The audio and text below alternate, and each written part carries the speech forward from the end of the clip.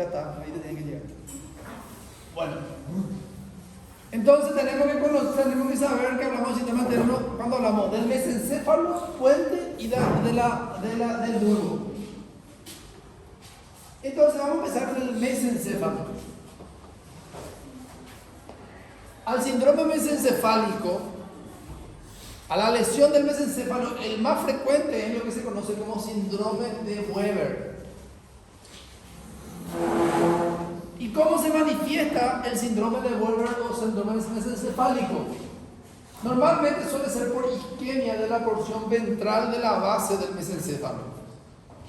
Y el lado de la lesión, ¿se acuerdan que nosotros estuvimos hablando de cuando vemos que está alterado un par craneal, me puede decir en qué área del tronco cerebral puede estar lesionado?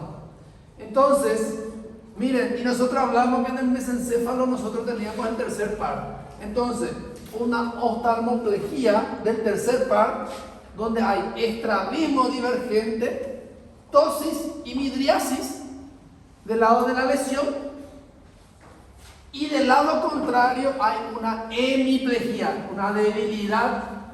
No hay debilidad de la cara, como habría si el problema era lobar. Entonces, la parte de la cara no está débil, pero el brazo y la pierna está débil y hay alteración del tercer par. Eso es síndrome de Weber, ¿sí? Entonces, si yo tengo alteración del tercer par y debilidad del lado contrario, entonces yo estoy hablando de una lesión del mesencéfalo y la lesión está en el lado derecho del mesencéfalo.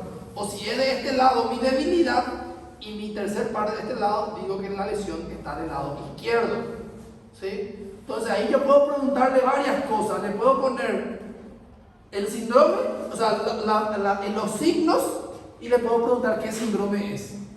O le puedo poner el lado de la lesión y le puedo preguntar qué lado de la lesión es en el mesencéfalo. De esa forma le puedo preguntar. O le puedo poner el síndrome y preguntar de qué área del sistema nervioso es la lesión. O sea, puedo preguntarle de tres formas. O puedo poner un caso clínico y preguntarle a ustedes qué es lo que está ocurriendo. Entonces, esto es el síndrome de Weber. Entonces, dijimos una lesión del mesencéfalo, y donde normalmente el paciente va a tener trastorno del tercer par, ptosis, pupila dilatada, estrofia, no hay reflejo de acomodación, parálisis de brazos, piernas y parte inferior del rostro. Toda esta parte va a estar paralizado y va a tener un tercer par, ¿sí? Parálisis del lado izquierdo con un tercer par, síndrome de Weber. Sencillo.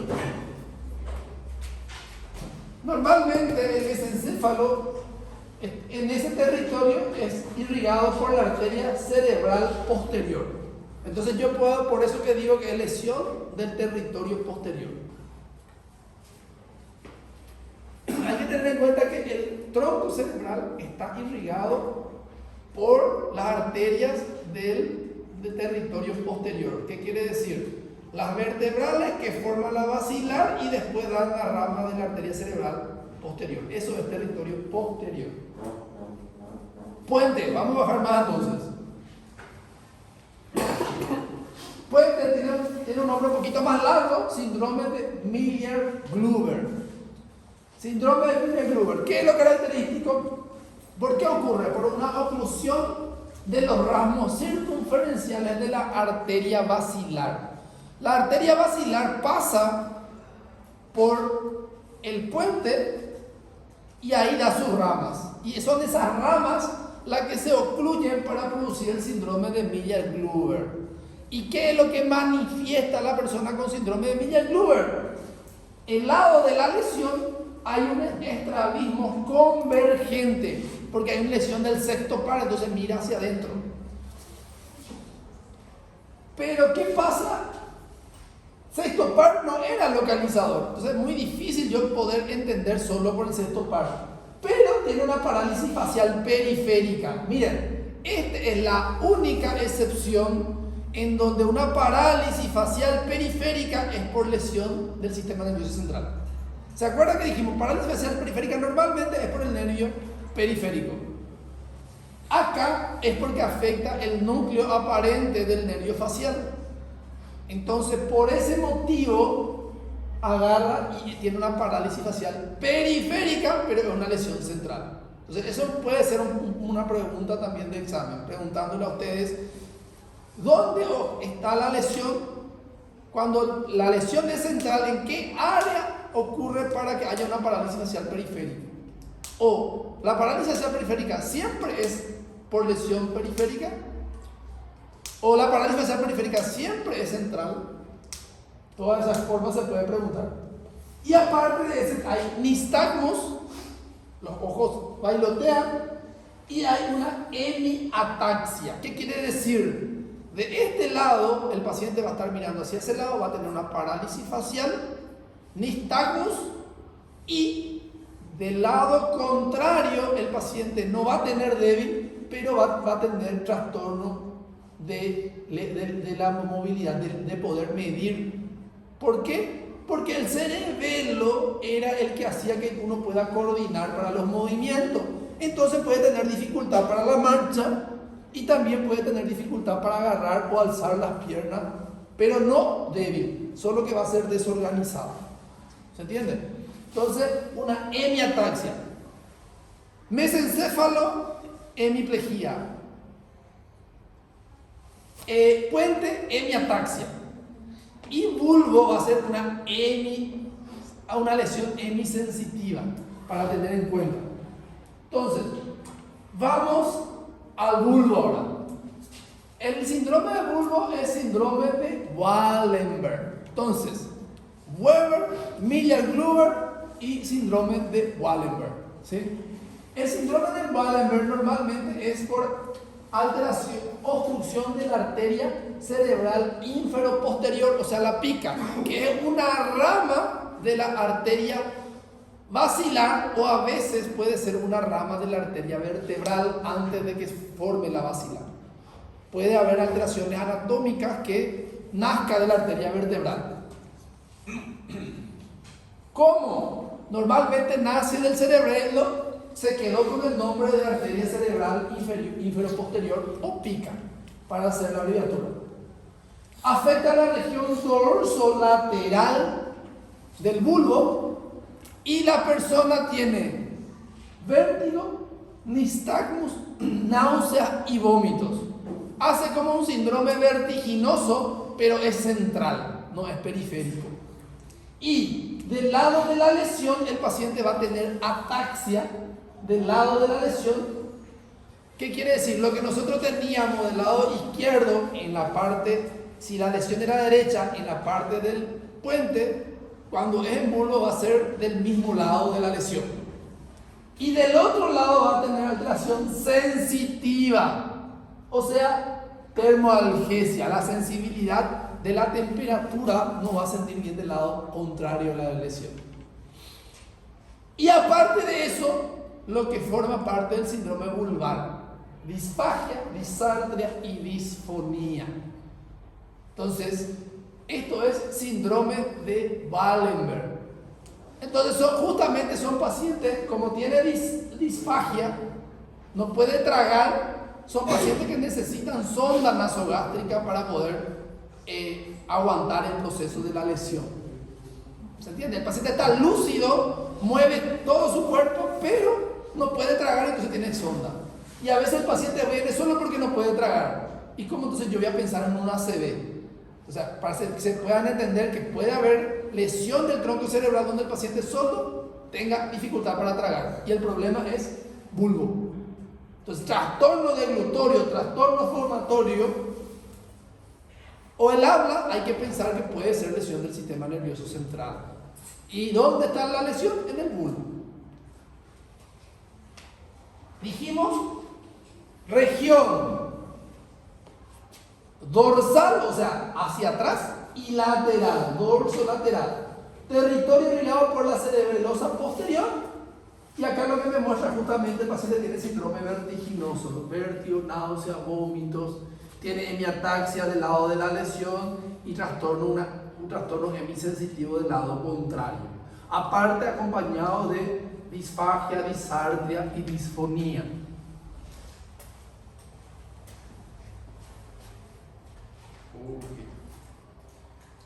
Y ahora los síndromes medulares. Acá hay otra vez un razonamiento un poquito complejo. La lesión medular transversal completa o lesión medular incompleta. O sea, la médula espinal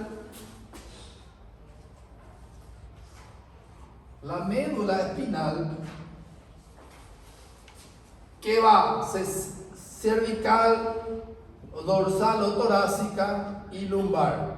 Así se divide. Este tiene de 1 al 8, ¿sí? Entonces, cuando es completo, quiere decir que toda la médula es lesionada en sentido transversal. Cuando es incompleto, quiere decir que solo una parte. ¿Sí? El tema está que la médula espinal tiene diferentes porciones. Entonces, cuando es completo es bien sencillo. ¿Por qué? Porque la persona que tiene una lesión completa en la médula espinal, a nivel de la lesión, desde donde empezó la lesión, el paciente no siente nada y no mueve nada. La lesión completa es re sencillo. A diferencia de la lesión del hemicuerpo que me habla de cerebro y tronco cerebral, la médula espinal es los dos lados. Si la lesión es cervical alta, no voy a mover nada de los brazos y no voy a sentir nada por debajo de los brazos. Y es bien marcado. Acá siento y acá ya no siento. ¿Por qué? Acá está la lesión.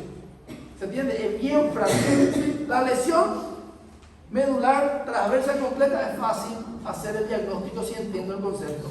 Ahora, lesión incompleta es un poquito más complejo porque tenemos varias áreas y varias formas de manifestación y a veces no es muy típico. Entonces vamos a hablar de las lesiones medulares transversales completas para empezar. Entonces, lo que yo les estuve mostrando, una lesión de toda la sección de la médula, entonces no va a sentir ni no va a mover nada por debajo. Si es más arriba, no va a sentir ni mover nada por debajo, dependiendo del nivel de la lesión. Entonces, la lesión medular transversal completa, hay una interrupción funcional total de la médula espinal. Todo lo que es la función de la médula espinal para abajo, interrumpido. Por lo tanto, la persona no va a poder orinar, no va a poder defecar, no va a sentir, va a tener trastorno de la temperatura, todo por debajo. Clínica, paciente va a tener una parálisis flácida, anestesia completa, alteración vegetativa y abolición de los reflejos osteotendinosos. ¿Se acuerdan que nosotros hablamos que los reflejos osteotendinosos, cuando es central, estaba aumentado? Cuando es agudo, está abolido. Y después, pasando la semana, comienza a aumentar otra vez. Por ejemplo, si es agudo, yo puedo tener abolición del reflejo osteotendinoso. Y cutáneo por debajo de la lesión. Hay una situación que se llama shock medular. El shock medular es justamente una pérdida brusca de la función de la médula espinal. Hay que tener en cuenta distinguirse del shock neurogénico, que puede formar parte del shock medular. Cuando hablamos de shock neurogénico, hablamos de una hipotensión severa por disfunción autonómica, por lesión justamente de la médula espinal. Entonces, el shock neurogénico puede formar parte de un shock medular, o no. Entonces, de origen neuronal, que se trata de una situación hemodinámica que puede presentarse. Entonces, shock medular, lesión medular. Shock neurogénico, alteración neurológica por una lesión medular. ¿Se entiende? Y el problema es un trastorno hemodinámico. Obviamente, cuando la lesión de la médula completamente está lesionada, tiene mal pronóstico.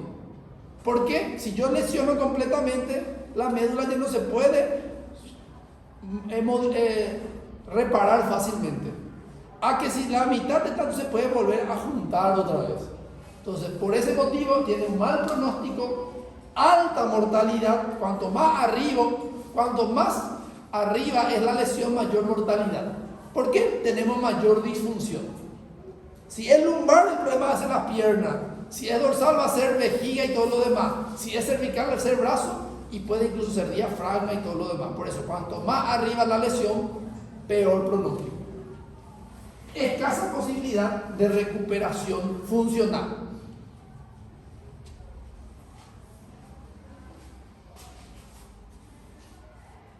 Ahora, vamos a hablar de las lesiones medulares incompletas. ¿Se acuerdan que yo les dije? Ahí podemos tener 4 tipos. Y ahí es que yo voy a comenzar a conocer todas las funciones de la médula. Puedo tener una lesión de la parte anterior de la médula espinal. ¿Qué quiere decir? Acuérdense, esta es la característica de la médula espinal. Yo tengo la médula espinal por arriba, parte anterior, por atrás, parte posterior. ¿Sí?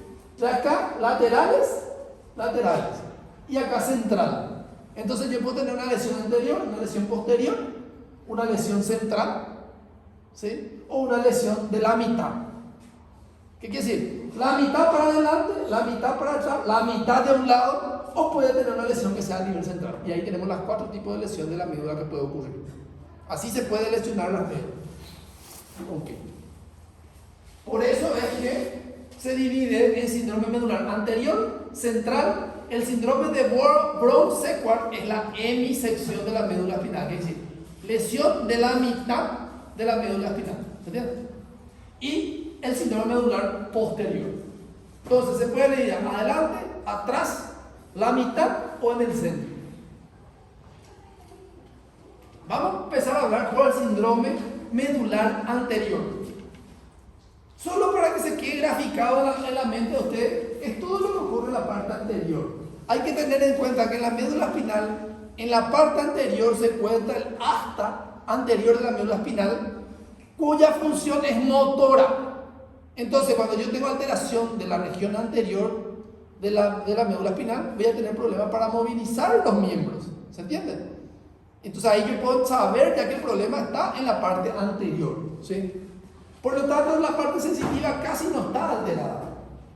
¿Por qué la parte sensitiva está en la región posterior? Entonces, vamos a hablar del síndrome medular anterior. Lesiones ¿por qué se lesiona? Por hiperflexión, por desplazamiento de la parte posterior del cuerpo vertebral o del disco hacia atrás. Entonces, ¿qué es lo que hace? Cuando el disco va hacia atrás, presiona y ocurre una flexión de la médula espinal y ahí lesiona la región anterior. Es como si fuera así, hace esto y entonces lesiona la parte anterior. Compresión de los haces córtico-espinales. Los haces córtico-espinales son los haces que llevan la información motora. Y espinotalámico, entonces puede producir, de acuerdo al nivel de la lesión, tetra, cuando abarca las 4 extremidades, o para, cuando abarca solo los miembros inferiores, tetra o paraplegia, hipoalgesia e hipoestesia. ¿Por qué hipoalgesia? ¿Siente poco? ¿Por qué siente más poco? No es que no siente nada, siente poco. ¿Por qué? Por el haz espinotalámico, que es sensitivo. ¿Sí? Conservándose la sensibilidad propioceptiva, vibratoria y táctil. ¿Qué quiere decir sensibilidad propioceptiva? Que si yo le pregunto, cuando nosotros le evaluamos y le hacíamos con el dedo, ¿dónde está tu dedo? ¿Arriba o abajo? Él me podía decir si estaba arriba o abajo. Vibratoria, si yo le hago con el diapasón y le pongo, va a sentir la vibración. Y táctil, si yo le toco, va a decir que es táctil. Pero el problema es que no va a sentir mucho la parte de si es caliente o si es frío, pero si le toco va a sentir. No tiene buen pronóstico en cuanto a la recuperación neurológica. ¿Qué quiere decir? El paciente puede no morir por eso, pero su funcionalidad raramente se recupera. Ahora vamos a hablar. Y esto es la imagen gráfica, ¿verdad? Donde el problema es más motor. El síndrome medular central, solo para que puedan recordar, es cuando la médula espinal está lesionada en el centro, ¿sí? Entonces, abarca ciertas funciones motoras y también ciertas funciones sensitivas. Y vamos a ver justamente esta situación.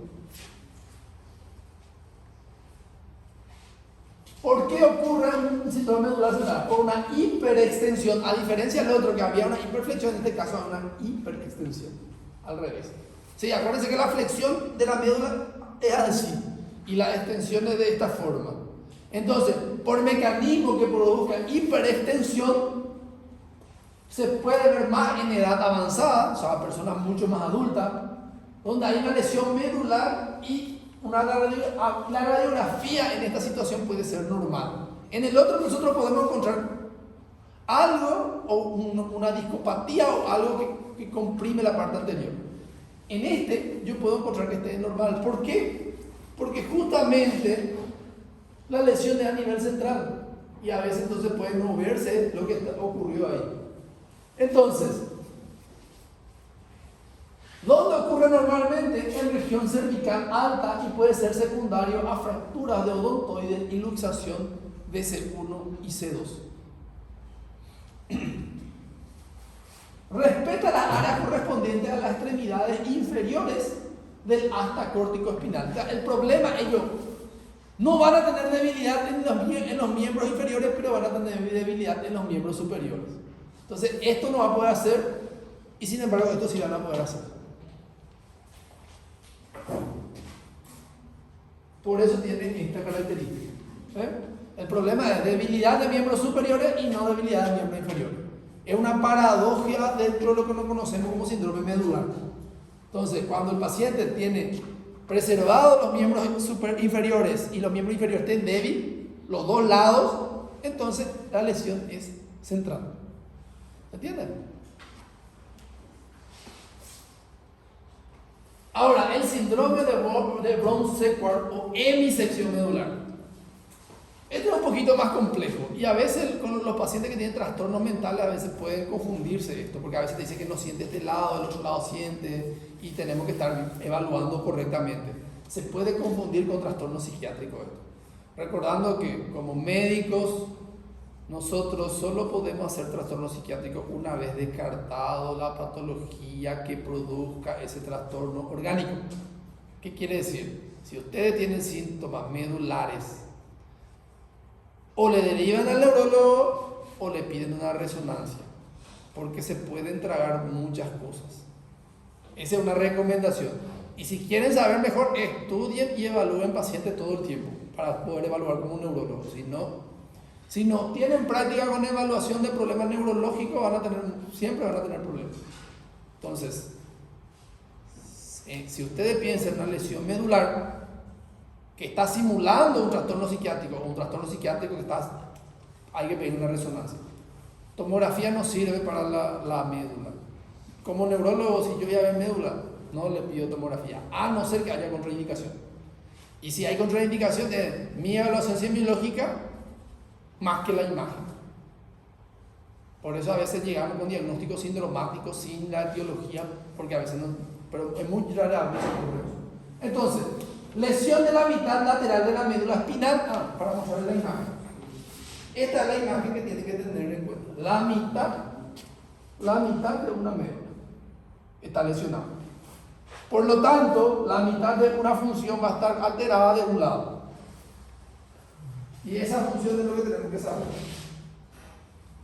Entonces, con lesión unilateral de los haces córticos espinales y espinotalámicos. Normalmente esto ocurre por lesión de arma de fuego o arma blanca.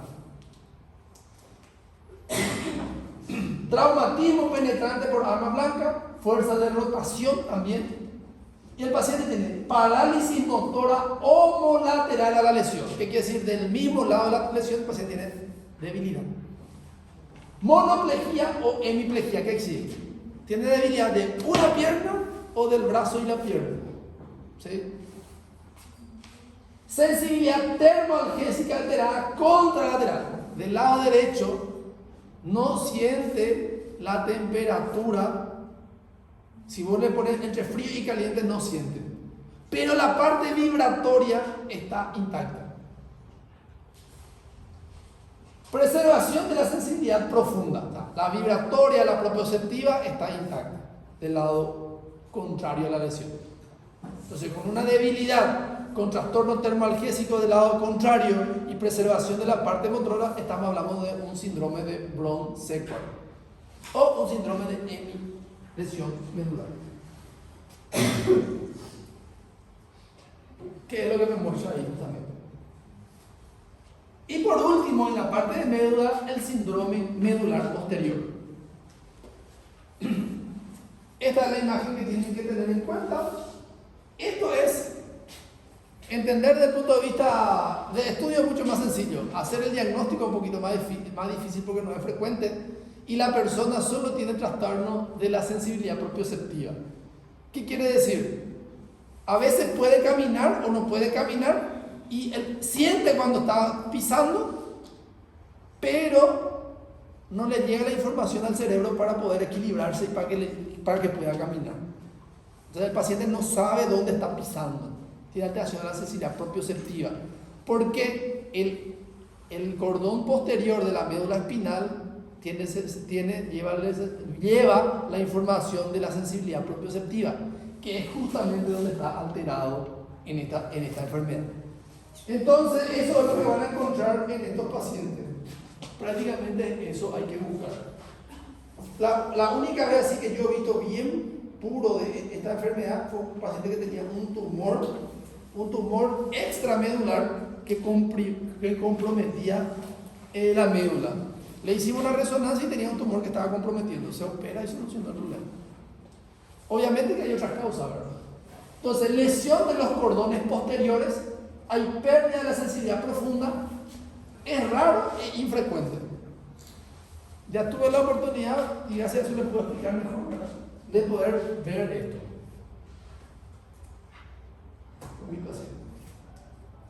Y después tenemos los síndromes periféricos, que ya son un poquito más sencillos.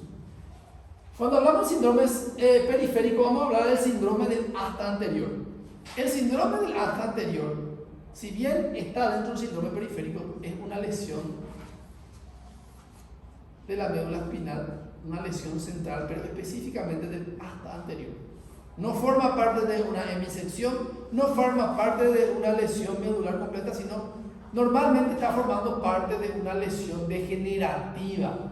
Normalmente forma parte de lo que se conoce como una enfermedad que se conoce como esclerosis lateral amiotrófica, donde se atrofian las neuronas del asta anterior de la médula espinal. Esa suele ser su característica más frecuente. Vamos a hablar entonces síndrome de la segunda motoneurona. ¿Por qué se llama esto como síndrome de la segunda motoneurona? La eferencia del sistema nervioso está dado por la parte motora.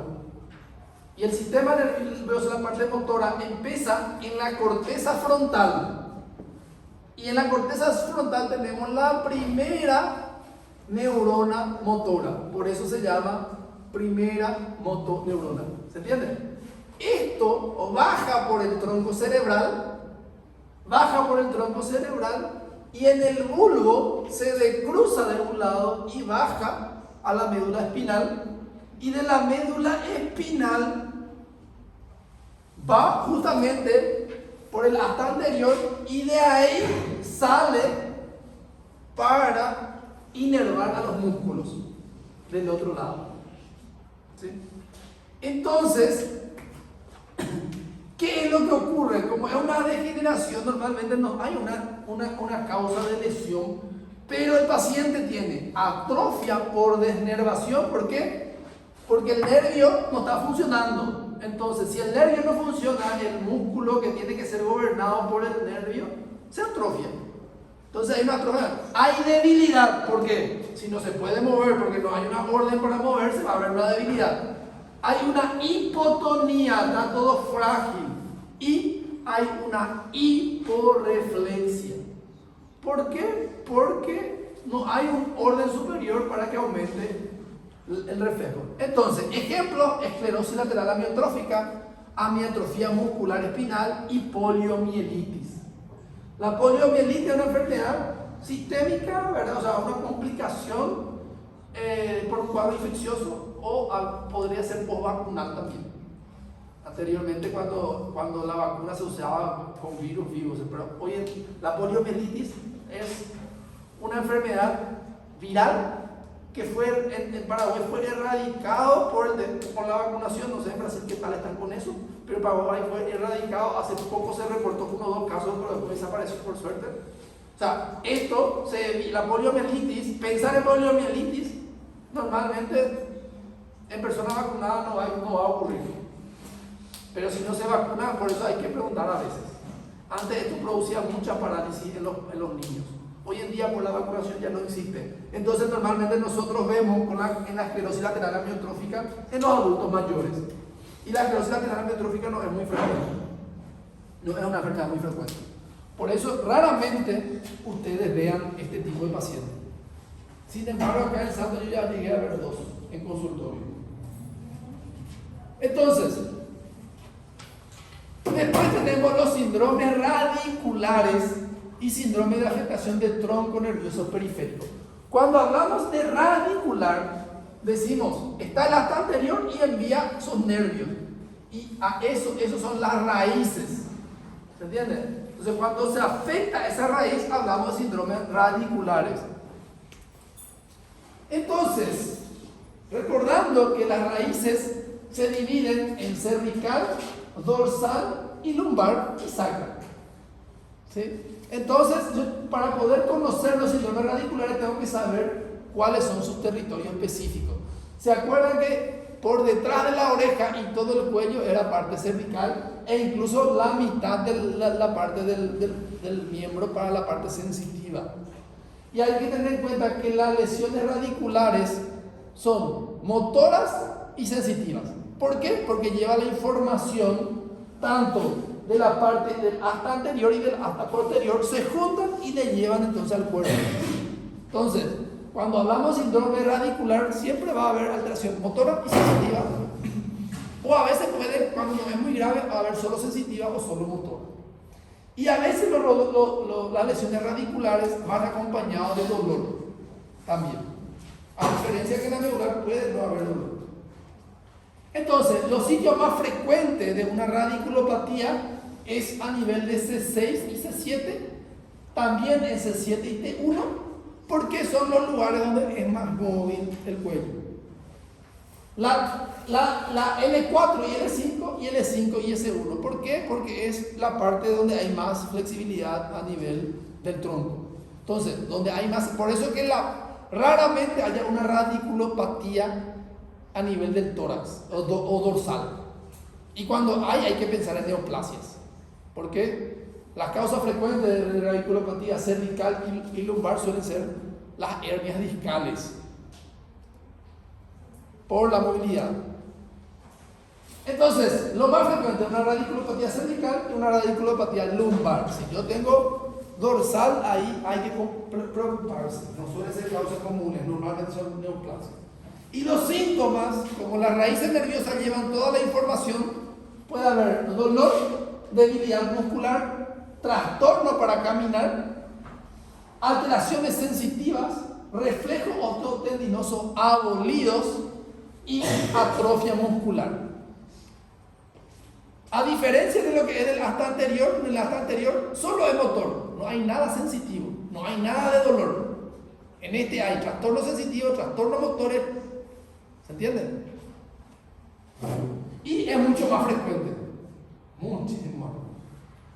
Ejemplo de esto es una hernia discal. ¿Qué es una hernia discal? Una lesión de lo que sería el disco intervertebral. El disco intervertebral es una almohadilla para que las vértebras no choquen y no se vayan desgastando. Entonces, con el tiempo o con mala postura se puede desplazar o destruir esto y va y afecta un nervio.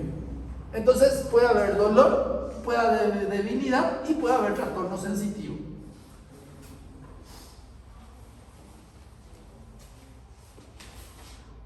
La característica, el paciente puede tener un dolor lumbar que irradia en la región posterior o la región anterior o lateral del miembro inferior. Ese es lo característico de una radiculopatía. Cuando es lumbar, dolor lumbar que irradia al miembro o dolor cervical que irradia al miembro. Entonces, eso es característico de una radiculopatía.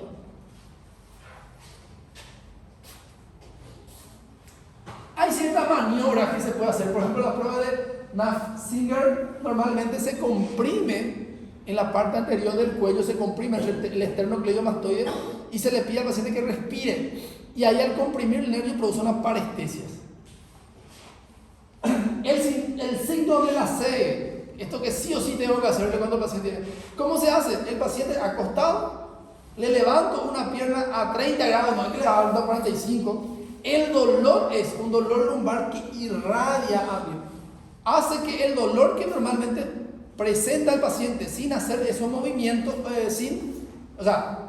ese dolor que el paciente me cuenta que tiene hace que se manifieste. Y el paciente tiene un dolor lumbar con irradiación a miembros.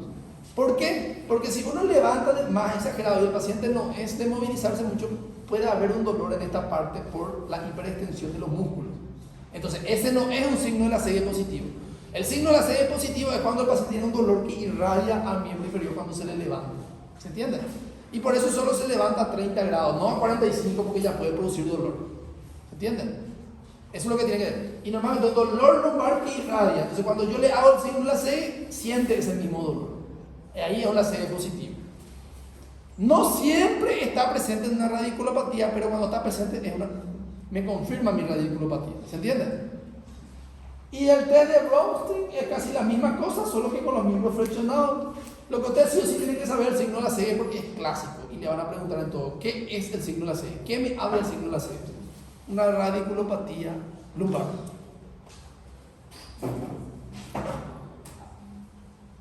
Bueno, acá tenemos una situación que se conoce como síndrome de cola de caballo.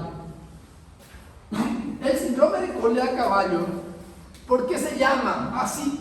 Porque abarca la porción.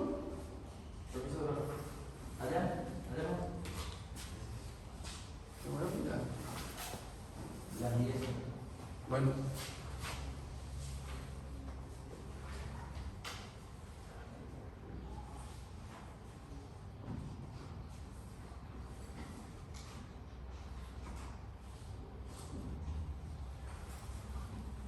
Bueno. Entonces, el síndrome de cola de caballo se llama así ¿por qué? Porque la porción terminal de la médula termina en raíces nerviosas y esas raíces nerviosas tienen igual que la cola del caballo. Por eso se llama síndrome de cola del caballo. Y en el síndrome de cola del caballo, el paciente tiene, igual que las radiculopatías anteriores que vimos, trastorno del reflejo, trastorno de la fuerza y de la sensibilidad. Pero aparte de eso tiene trastorno esfinteriano. ¿Qué quiere decir? No puede retener no puede controlar la defecación ni la micción.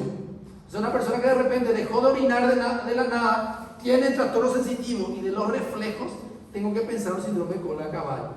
Puede ser procesos inflamatorios o puede ser procesos neoplásicos. Se ve mucho en personas adultas más que en jóvenes, pero puede ocurrir en cualquier situación. Entonces, dolor severo en la región lumbar, lumbosacra, parestesia en silla de montar, que quiere decir en la parte posterior, incapacidad o incontinencia urinaria o fecal, incapacidad para caminar o arrastrar los pies, alteraciones sensitivas y impotencia sexual. Cuando hay impotencia sexual suele ser signo tardío, que si ya está muy avanzado ya la manifestación. ¿Sí? Porque acuérdense que la parte de la impotencia sexual justamente abarca la región sacra. Entonces, defecatoria, la parte de erección y la parte de micción está alterado, aparte de lo que hablábamos del síndrome radicular. Y es bilateral. Y es la región también sacra. Estaba llegando aquí.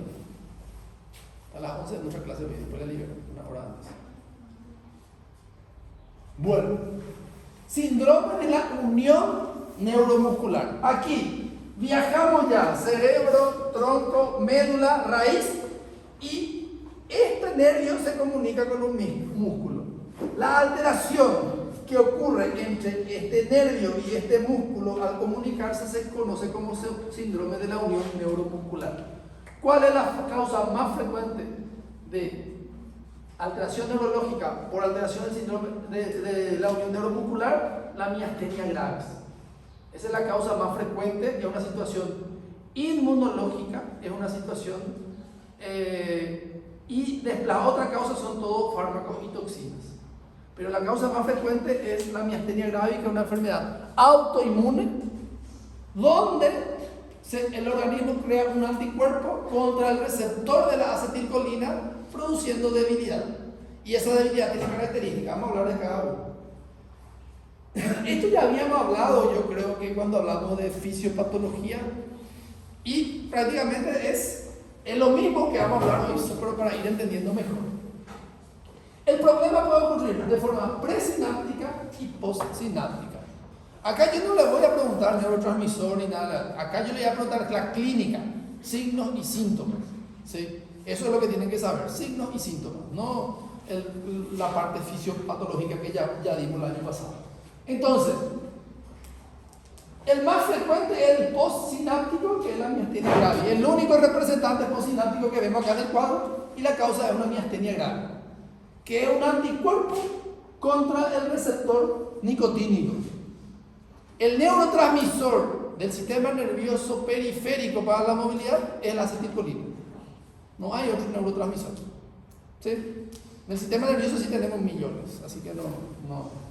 ¿Y qué es lo que produce esa división? Fatigabilidad, o sea, debilidad. El paciente comienza a cansarse y tener debilidad, es como si va que se fatiga. Entonces, típico el paciente con miastenia gravis, un paciente que se despierta con fuerza normal y a medida que pasa el tiempo va perdiendo fuerza. Entonces, y después se descansa, puede llegar a recuperar otra vez.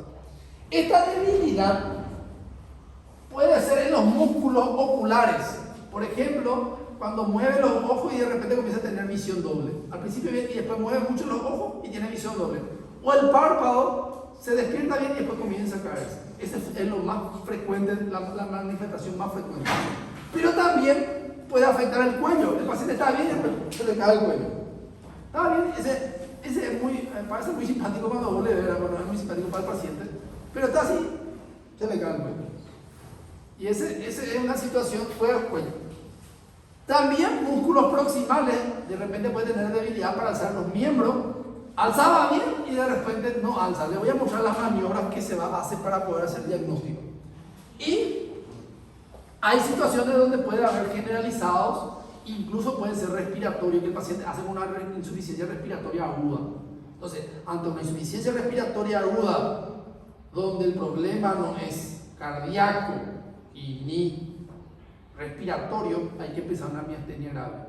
Porque esta es una urgencia médica donde el paciente va a necesitar intubación, donde el paciente va a tener que recibir un tratamiento específico que es inmunoglobulina o plasmaféresis. Si no recibe eso, el paciente muere. Por eso que es importante el diagnóstico, pensar en esta situación.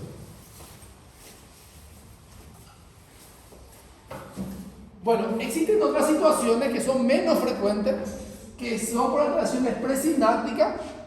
Dentro ahí tenemos al síndrome de Isaac, el botulismo y el síndrome de Eaton-Lambert. Dentro de esto, el que yo más he visto dentro de todo es el síndrome de Eaton-Lambert. El síndrome de Eaton-Lambert también es un anticuerpo, pero no contra el receptor nicotínico, sino contra los canales de calcio presinápticos. Y produce debilidad y fatigabilidad, pero no es de la característica de la miastenia gravis que va recuperando otra vez, sino es progresivo. Cada vez va teniendo más debilidad y no es que va recuperando la debilidad. ¿Se entiende? La miastenia gravis del paciente amanece bien y va teniendo cada vez. El síndrome de Eaton-Lambert, la debilidad que tiene permanece todo el tiempo, no va empeorando. No empeora ni mejora. Y el empeoramiento es crónico, no es del día a la mañana. Generalizada con predominio de miembros inferiores. Normalmente el paciente tiene débil todo, pero es más de miembros inferiores, entonces lo que más le dificulta, o cuanto más se preocupa, es cuando tiene problemas ya para comenzar a caminar. Ahí es lo que más se preocupa. Y nosotros habíamos visto que en la miastenia gravis solo había trastornos motores. En el presináptico, en todos los presinápticos también hay disautonomía. Entonces tenemos debilidad generalizada y el paciente puede tener sequedad de piel y mucosa, o sea, puede tener boca seca, íleo, que es el intestino puede ser lento, teniendo estreñimiento, y puede tener cicloplegia. ¿Ya escucharon alguna vez qué se llama la cicloplegia? ¿No? ¿Nadie escuchó nunca sobre la cicloplegia?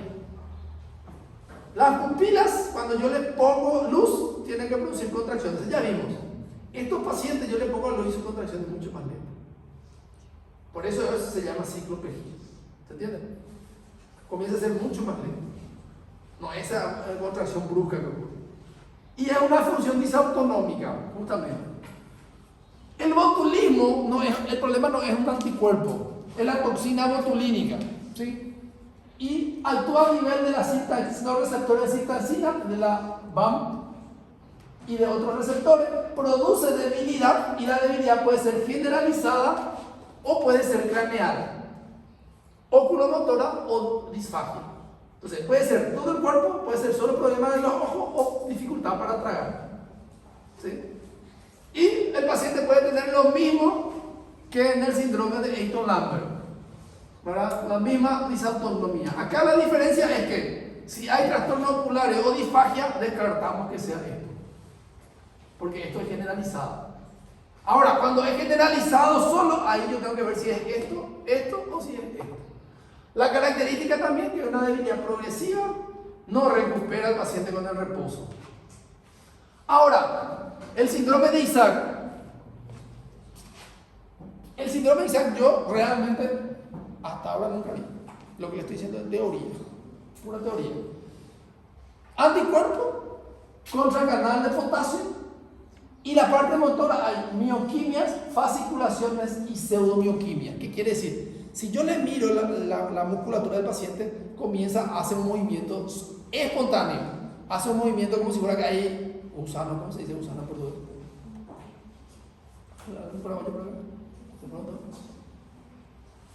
¿Cómo se dice gusano en portugués? ¿Sabes? ¿Eh? ¿Cómo? Creo que sí. Y hace esos movimientos así debajo de la piel, ¿verdad? Y a eso se le conoce como mioquimias y pseudomioquimias. Entonces el movimiento irregular, eso puede haber. Y es generalizado y puede haber diaforesis, que es decir, sudoración excesiva, ¿sí? Entonces los característicos son la mioquimia, las fasciculaciones, pseudomioquimia y la diaforesis. Para hacer un resumen, los cuatro producen trastornos generalizados. Después, de los cuatro, dos pueden tener síntomas locales. De esos, solo uno puede recuperarse con el reposo, que es la miastenia gravis. Entonces, vamos a hablar de la función. Esto es presinápticos y postsináptico. ¿Qué es lo que ocurre? Ya habíamos hablado de fisiopatología.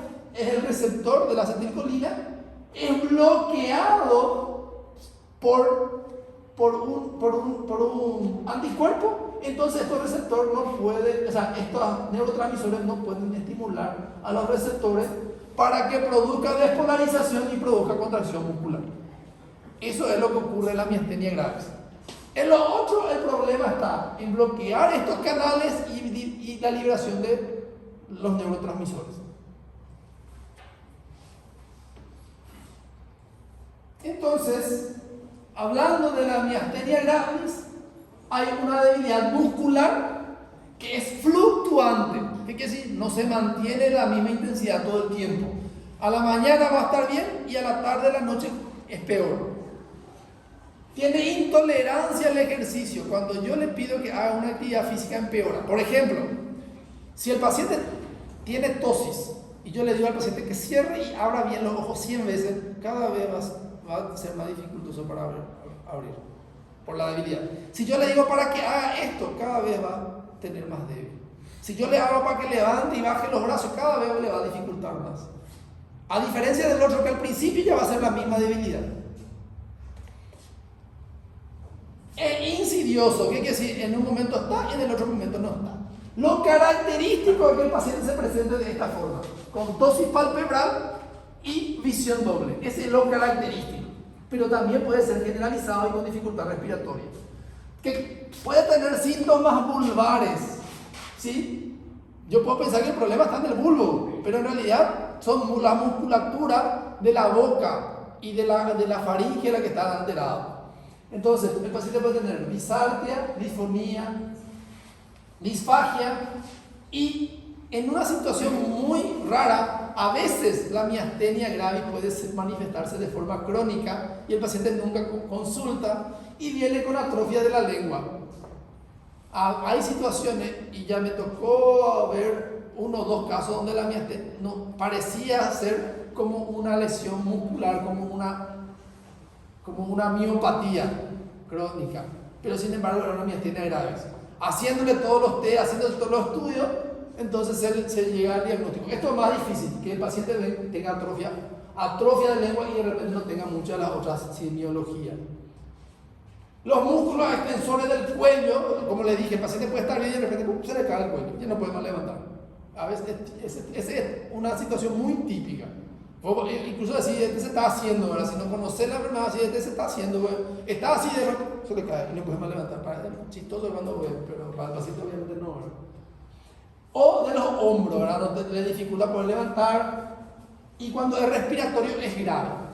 Cuando afecta la respiración es grave, porque a veces requiere ventilación asistida y tratamiento de urgencia. Y por último vamos a ver el síndrome de afectación del músculo en sí. Normalmente son hereditarios, la gran mayoría son hereditarios y se le llama distrofias musculares, ¿sí? Suele ser congénitas, o sea, la persona ya nace con esa alteración y a veces se manifiestan en adultos o a veces se manifiestan en adolescentes o en niños, depende del tipo de miopatía. Las adquiridas, cuando afectan, pueden ser por inflamación o secundarias a enfermedades sistémicas. Puede ser focal, que quiere decir puede ser solo de hombro, solo de cadera. Puede ser proximales, que es decir, la parte del hombro, o distal, la parte de las manos, o la parte de cadera, o la parte del miembro inferior. Entonces, a diferencia de esto, no hay las otras, es constante y va acompañado de atrofia y es crónica. Normalmente ocurre esto en personas jóvenes y casi no en adultos, a no ser que sea por causas adquiridas, que son la minoría. Acá tenemos 2 ejemplos de 2 tipos de miopatías, ¿verdad? Donde ustedes pueden ver, parecen pacientes que están desnutridos, pero en realidad no están desnutridos, sino que la musculatura está atrofiada por la lesión muscular. Y acá parece una miastenia gravis, pero sin embargo, miren, toda la cara está alterada y el paciente tiene esto de forma crónica. La misma cosa, si ustedes van a pensar que este paciente es desnutrido, en realidad hay una atrofia muscular, no hay una desnutrición acá. Puede haber síntomas y signos negativos y síntomas y signos positivos. ¿A qué le llamamos síntomas negativos? Debilidad, fatigabilidad, intolerancia al ejercicio y atrofia muscular. Síntomas positivos: mialgia, o sea, dolores musculares, calambres, contracturas, miotonía y mioglobinuria.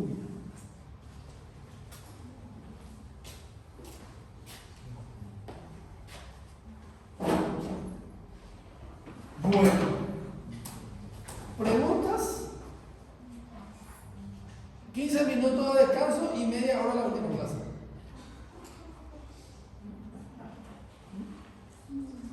¿15 minutos de descanso o quieren nomás ya dar una media hora y les libero ya? Ok, me gusta eso.